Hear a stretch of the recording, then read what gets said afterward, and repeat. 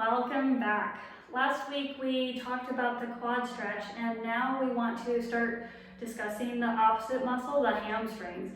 So the hamstrings help bend your knees, and I can't tell you how many times people tell me, I have tight hamstrings, I have tight hamstrings. I've had them tight since I was a little kid.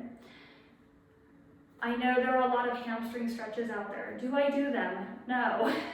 And did I used to? Yes. Before I learned how to breathe and change my nervous system, all I did was I did hamstring stretches before I ran, after I ran, all of that.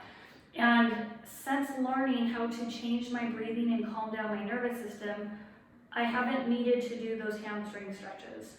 And my pelvis is in a neutral position and I don't feel restricted.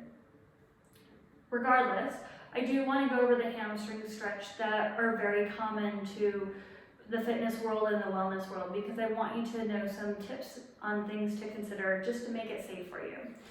So just like the quad stretch, we're going to be near a table, and typically for a hamstring stretch, one foot is put in front of another, and then you keep one leg straight and your other one bends back like you're going to squat down on that leg. Your heel is on the ground and your toes are pointing up towards the ceiling, and you sit back into that stretch. At this point, I'm going to warn you, no pain. Do not pull into pain at all. When you do the stretch, a lot of people will try to arch their back to get a bigger stretch. You don't want to do that either, because I don't want you kicking in your pelvis and learning to rotate your pelvis forward, and then you're holding yourself up using low back muscles. I'd rather you keep your pelvis tucked under you and then sit into that stretch.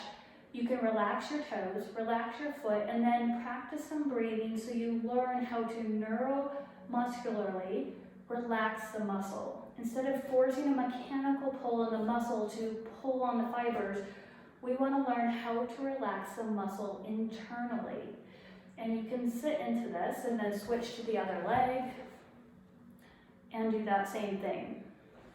Now, another way that people like to do it is they sit on a bench and they lean forward.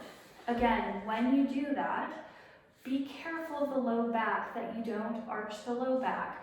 And the other thing is, if you are able to just reach and touch your toes, consider the fact that you might be overstretching your low back ligaments. A lot of people like to do that where they bend over and touch their toes and they push and push and push to get their hands flat on the ground. It's not always a good thing, because often you overstretch your low back ligaments.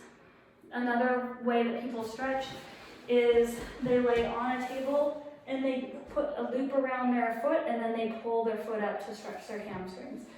And a lot of people like that method too. Sometimes that's okay because you can hold on to your foot and let your foot relax. Again, if you have any low back problems, I wouldn't recommend that as well. There are just many ways that our body can compensate, and if we have trouble holding our leg up in the air, muscles will start to guard, and the whole point of stretching is to relax.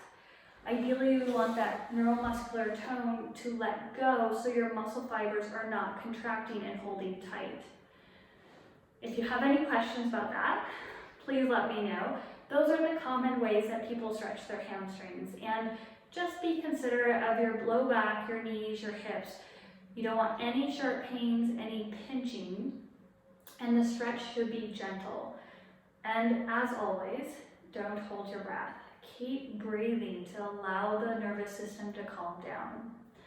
Please reach out to me if you want more information on that, amy@pabertinstitute.com. Thanks again. Bye.